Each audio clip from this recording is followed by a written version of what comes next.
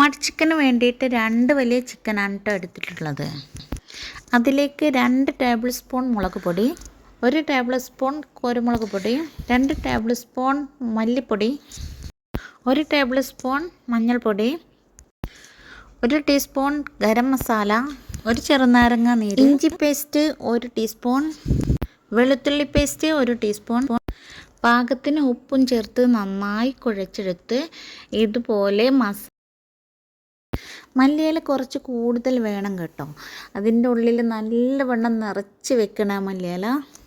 പുറത്തു കൂടെ നല്ലവണ്ണം വിതറണം കേട്ടോ. മല്ലിയില ഇതിൽ കുറച്ച് കുറവായിരുന്നു, അതുകൊണ്ടാണ് കേട്ടോ കുറച്ചിട്ടത്. സാധാരണ അടുപ്പിലുണ്ടാക്കാനായിരുന്നു പരിപാടി കേട്ടോ. അപ്പോൾ എൻ്റെ മോന് ഞായറാഴ്ച ഒഴിവായത് കാരണം അന്ന് അവന് ഭയങ്കര ഇഷ്ടമാണ് ഇങ്ങനെയുള്ള സാധനങ്ങളൊക്കെ ഉണ്ടാക്കുക എന്ന് പറയണത്. അവന് ഈ കൊറോണ കാലത്തൊക്കെ പ്രത്യേകിച്ചും ഇതുപോലെ ഉണ്ടാക്കി കഴിക്കുമായിരുന്നു. അന്ന് ഇതിനേക്കാളും കൂടുതൽ മഡ് ചിക്കന്, ബക്കറ്റ് ചിക്കന്, ഉപ്പ് ചിക്കന്, അങ്ങനെ കുക്കർ ചിക്കന്, അങ്ങനെ പല മോഡലുകളും ഉണ്ടാക്കുമായിരുന്നു കേട്ടോ. അപ്പോൾ ഇതുണ്ടാക്കിയപ്പോൾ അവൻ പറഞ്ഞത് ഞാനുണ്ടാക്കിക്കോളാം എന്ന് പറഞ്ഞിട്ട് അവൻ്റെ പരിപാടിയാണ് കേട്ടോ ഇതൊക്കെ. ശരിക്കും 1 ചിക്കൻ്റെ ആവശ്യം ഉണ്ടായിരുന്നുള്ളൂ. ഏതായാലും ആരെങ്കിലുമൊക്കെ വരികയാണെങ്കിൽ കൊടുക്കാമെന്ന് വിചാരിച്ചിട്ട് 2 ചിക്കൻ ഉണ്ടാക്കിയ കേട്ടോ.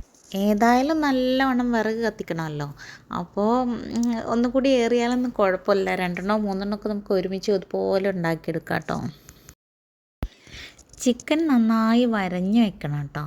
ഇതിൽ കൂടുതലായിട്ട് വരഞ്ഞിട്ടൊന്നുമില്ല, എന്നാലും കുറച്ചുകൂടി ആവായിരുന്നു. അവൻ പറഞ്ഞു ഇത്ര മതിയെന്ന്. പക്ഷേ എനിക്ക് കുറച്ചുകൂടെ വരയണതാണ് ഇഷ്ടം കേട്ടോ, അന്നുകൂടെ മസാലയ്ക്ക് പിടിക്കാനായിട്ട്.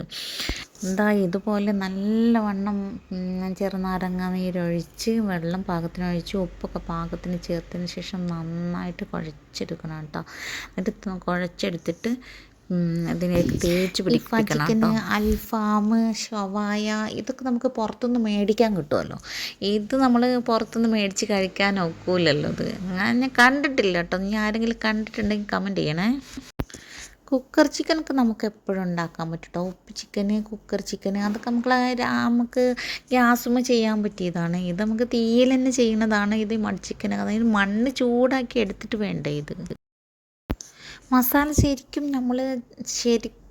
നല്ലവണ്ണം തേച്ച് പിടിപ്പിക്കുക തന്നെ വേണം കേട്ടോ. ഇത് എന്നാലേ അതിൻ്റെ ഉള്ളിലേക്ക് നല്ല ഇറങ്ങുള്ളൂ. വരഞ്ഞതിൻ്റെ ഉള്ളിൽ ശരിക്കും തേച്ച് പിടിപ്പിക്കുക തന്നെ വേണം കേട്ടോ. ഇത് ഇങ്ങനെ ഉണ്ടാക്കിയവരുണ്ടെങ്കിൽ ഒന്ന് കമൻറ്റ് ചെയ്യണേ. ഇതുപോലെ തന്നെയാണോ അതോ വേറെ രീതിയിൽ നിങ്ങൾ ആരെങ്കിലും ചെയ്തിരുന്നോ എന്ന് കമൻറ്റ് ചെയ്യണേ. ഒത്തിരി സമയം പണിയെടുക്കൊന്നും വേണ്ട കേട്ടോ ഇതിന്. മസാല നല്ലവണ്ണം പിടിപ്പിച്ചതിന് ശേഷം നമുക്കിത് റെസ്റ്റ് ചെയ്യാൻ വെക്കണം കേട്ടോ. ഞാനൊരു 3 മണിക്കൂറോളം റെസ്റ്റ് ചെയ്യാൻ വെച്ചിട്ടുണ്ടായിരുന്നു. അത് ഒഴിവ് സമയത്ത് ചെയ്യാമല്ലോ എന്ന് വിചാരിച്ചിട്ടാണ് അങ്ങനെ ചെയ്തത്. ഒരു 2 മണി മുതൽ 5 മണി വരെ റെസ്റ്റ് ചെയ്യാൻ വെച്ചിട്ടുണ്ടായിരുന്നു കേട്ടോ.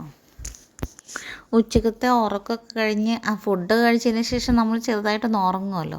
ആ ഉറക്കമൊക്കെ കഴിഞ്ഞതിന് ശേഷം 5 മണി മുതലാണ് കേട്ടോ കത്തിക്കാനായിട്ട് സ്റ്റാർട്ട് ചെയ്തത് അപ്പോഴാണ് കേട്ടോ. പിന്നെ ഇതൊക്കെ നമ്മൾ ഇഷ്ടപ്പെട്ട് ചെയ്യുമ്പോൾ അതൊരു പ്രത്യേക രസമാണല്ലോ അല്ലേ.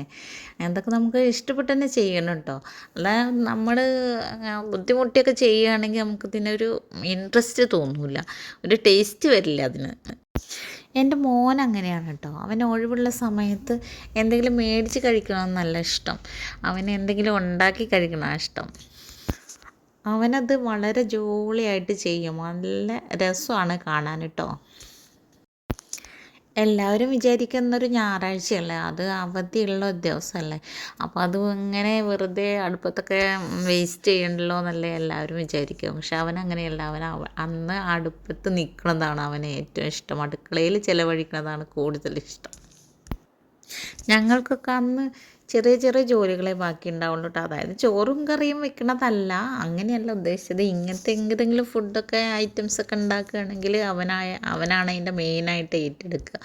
മെയിൻ പണികളൊക്കെ അവനായി ചെയ്യുന്നത് കേട്ടോ.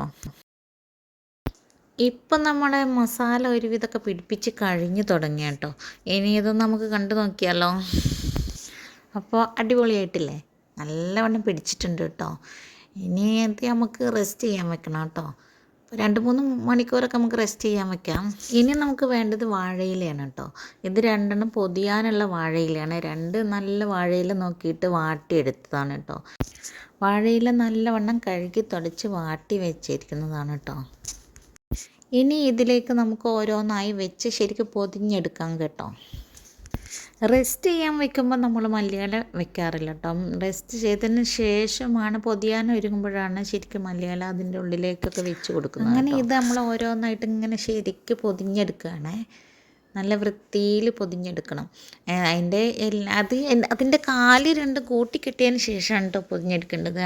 അതിൻ്റെ കാലല്ലെങ്കിൽ വിടർന്ന് കഴിഞ്ഞാൽ, ചൂടാകുമ്പോൾ വിടർന്ന് കഴിഞ്ഞാൽ നമ്മുടെ ഇലയ്ക്ക് ഓട്ടയായി പോവും. അപ്പം നമ്മളെ മണ്ണൊക്കെ പൊടിഞ്ഞു പോകും ആ വിടരുമ്പോൾ. അല്ലെങ്കിൽ തന്നെ നമുക്ക് ചൂടൊക്കെ തട്ടുമ്പോൾ ഒന്ന് വിടരുമല്ലോ. അപ്പോൾ പിന്നെ എന്താ പറയുക, ആ വലിയ തണ്ടൊന്ന് കട്ട് ചെയ്ത് കൊടുക്കുക കേട്ടോ. അത് കെട്ടുമ്പോൾ, അതായത് പൊതിഞ്ഞ് കെട്ടണമല്ലോ, കെട്ടുമ്പോൾ അതൊരു ബുദ്ധിമുട്ടായിട്ട് വരും. അപ്പോൾ ആ തല മാത്രം ഒന്ന് കട്ട് ചെയ്ത് കൊടുത്തതിന് ശേഷം ചെറിയൊരു കയറെടുത്തതിന്, വാഴൻ്റെ കയർ തന്നെയാണ് നമ്മൾ എടുത്തിട്ടുള്ളത്. ആ കയറൊന്ന് എടുത്ത് ശരിക്കൊന്ന് കെട്ടി വെക്കണം. അപ്പോൾ ഏകദേശം ഇതൊന്ന് കെട്ടി റെഡി ആയി തുടങ്ങി. ഒന്നിൻ്റെ പണി ഏകദേശം കഴിഞ്ഞിട്ടുണ്ട്. ഇനി ഒന്നുകൂടെ പൊതിയാനുണ്ട്. അത് രണ്ടും കൂടി പൊതിന് ശേഷം നമുക്ക് അലൂമിനിയം ഫോയിലൊന്ന് പൊതിയണം കേട്ടോ. അത് എന്നിട്ട് ശരിക്കും പൊതിയണം, അല്ലെങ്കിൽ മണ്ണിൻ്റെ ഉള്ളിൽ നിന്ന് കിടന്നുകൊണ്ട് അതിൻ്റെ നീരൊക്കെ മണ്ണിലേക്ക് ഇറങ്ങി പോകൂലേ. കെട്ടണ പണി മൂപ്പർക്ക് അത്രയും കണ്ട് വശമില്ലേ. അതാണ് കുറച്ച് പാടാണ്. കെട്ടിയെടുക്കാനും മൂപ്പർക്ക് നല്ല പാടാണ്. കയറുകൊണ്ട് കെട്ടണ പണി അത്രയ്ക്ക് അങ്ങോട്ട് അറിയില്ല. എന്നിട്ട് അതിന് ശേഷം എന്തായാലും ചെറിയ കെട്ട് കുറച്ച് മോശമായാലും നമ്മൾ നല്ലോണം പൊതിഞ്ഞെടുക്കുമല്ലോ. അപ്പോൾ നമ്മൾ അലുമിനിയം ഫോയിലിൽ പൊതിഞ്ഞുകൊണ്ടിരിക്കുകയാണ് കേട്ടോ. നല്ലവണ്ണം ചുറ്റി നല്ലവണ്ണം പൊതിഞ്ഞെടുക്കും. അപ്പോൾ നമ്മുടെ ഒന്നിൻ്റെ പണി ഏകദേശം തീർന്നു കേട്ടോ. അതൊക്കെ പൊതിഞ്ഞ് ഏകദേശം സെറ്റായിട്ടുണ്ട്. ഇനി അപ്പോൾ ഇതിന് ഫോയിലിൻ്റെ പേപ്പർ കീറിപ്പോയി ഒരു കഷ്ണം. ഏതായാലും ഒന്ന് സെറ്റാക്കി എടുത്തിട്ടുണ്ട് കേട്ടോ. ഇനി അടുത്തത് പൊതിഞ്ഞെടുക്കാം.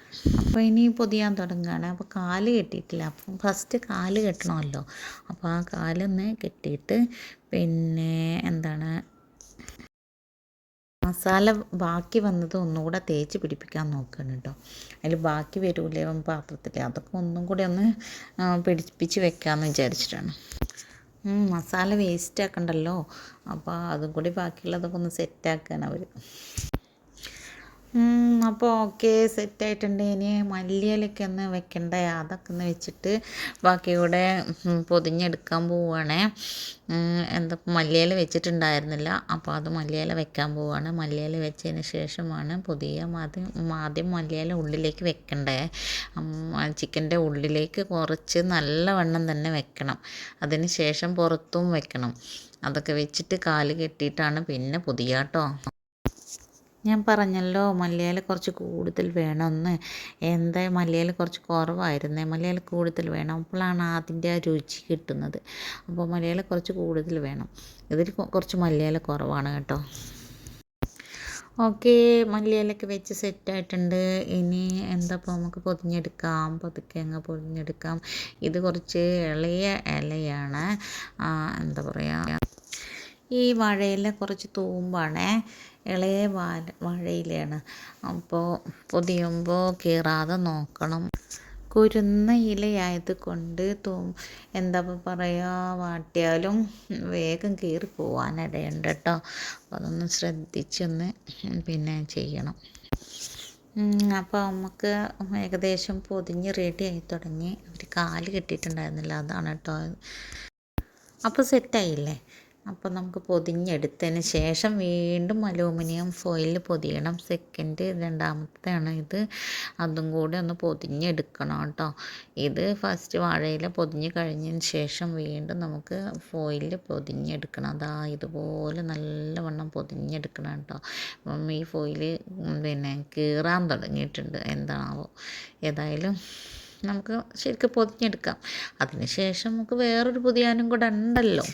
ഇങ്ങനെയൊക്കെ കാണുമ്പോൾ നിങ്ങൾ വിചാരിക്കും ഇതിന് ഒരുപാട് പണിയെടുക്കണമല്ലോ, മടി വരുമോ, അതൊക്കെ വിചാരിക്കും കേട്ടോ. നമ്മളില്ല, അത് ഇത്രയും ലോങ്ങായിട്ട് വീഡിയോ എടുക്കുന്നത് കൊണ്ടാണ് നമുക്കങ്ങനെ തോന്നുന്നത്. അതൊന്നും പ്രശ്നമില്ല, പെട്ടെന്ന് എടുക്കാവുന്നതേ ഉള്ളൂ. അതൊക്കെ നമ്മൾ ഫാസ്റ്റായിട്ട് ചെയ്യൂലേ. ഇതിപ്പോൾ നമ്മൾ പതുക്കെ ചെയ്ത് വരുന്നതല്ലേ ഉള്ളൂ. അപ്പോൾ നമുക്ക് രണ്ടാമത്തും പൊതിഞ്ഞ് ഏകദേശം കഴിഞ്ഞു കേട്ടോ.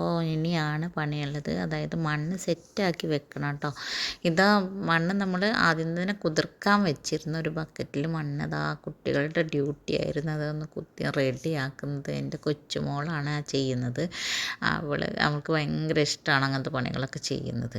ഇനി നമ്മൾ മണ്ണ് കൊണ്ട് പൊതിഞ്ഞാൽ അടിയിലൊരു പലക വെച്ചിട്ടുണ്ട്, ചെറുതായിട്ടൊരു പലക വെച്ചിട്ടുണ്ട്. ഒന്നിനെ ഒരു കേക്കിൻ്റെ പ്ലേറ്റാണ് കേട്ടോ വെച്ചത്. പ്ലേറ്റ് എന്താ പറയുക, അടിയിൽ വെക്കുന്ന ആ സാധനത്തിൽ അതാണ് വെച്ചിട്ടുള്ളത്. അങ്ങനെ രണ്ടും മണ്ണിൽ നല്ലവണ്ണം കുഴച്ച് ഈ പരുവത്തിൽ നമ്മുടെ കുട്ടികൾ കളിക്കുന്ന ആ പരുവത്തിൽ വേണം പൊതിഞ്ഞെടുക്കാൻ. അതിൽ സെറ്റായി പിടിച്ച് വരണ്ടേ.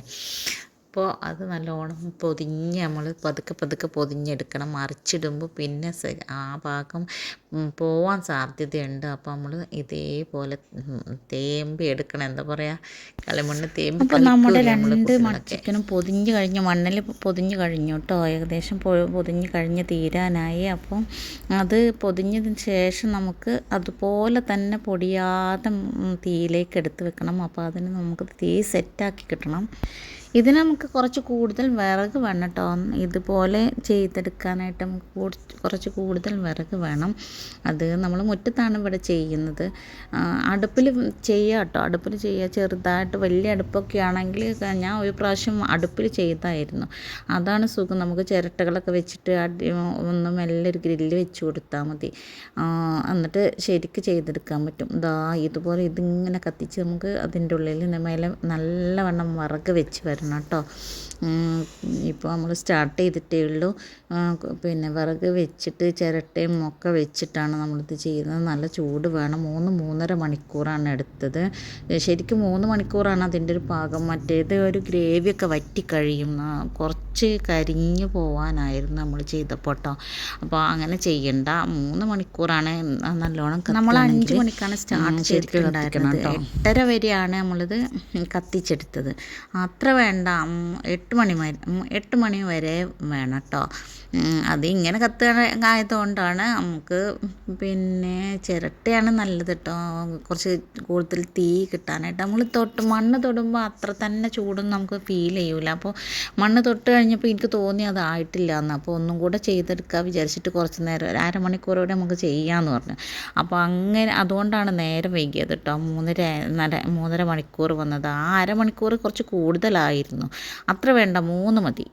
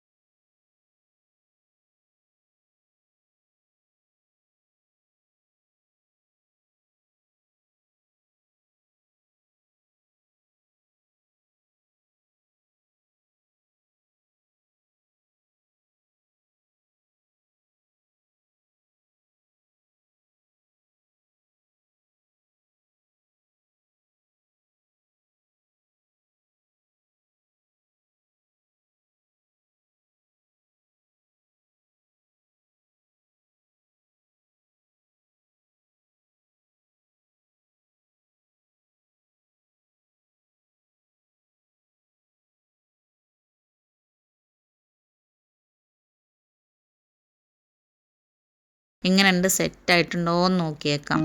എല്ലാവരും ഒന്ന് സെറ്റായിട്ടുണ്ടോ നോക്കിയേ.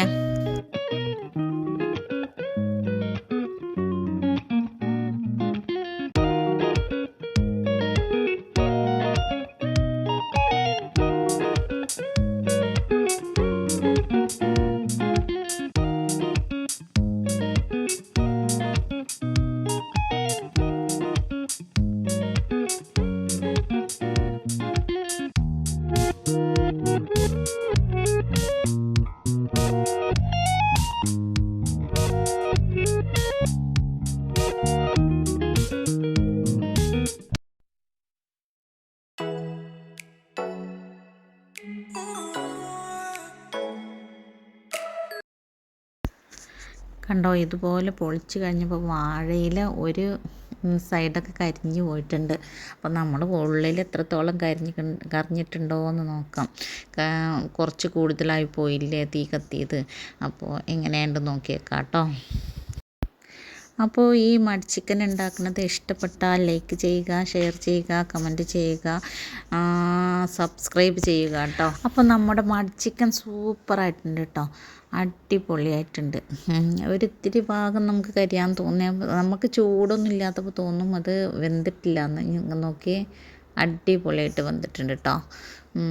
അപ്പോൾ നല്ല ടേസ്റ്റുമാണ്. ഒന്ന് എല്ലാവരും ഉണ്ടാക്കി നോക്കുക. ഇത് അടുപ്പിലുണ്ടാക്കാൻ പറ്റും കേട്ടോ, ചെറുതായിട്ട് വെക്കണം എന്നേ ഉള്ളൂ. ഇത് നമ്മൾ ഒന്നായിട്ടല്ലേ വെച്ചത്, അപ്പോൾ പീസാക്കിയിട്ട് വെക്കണം കേട്ടോ.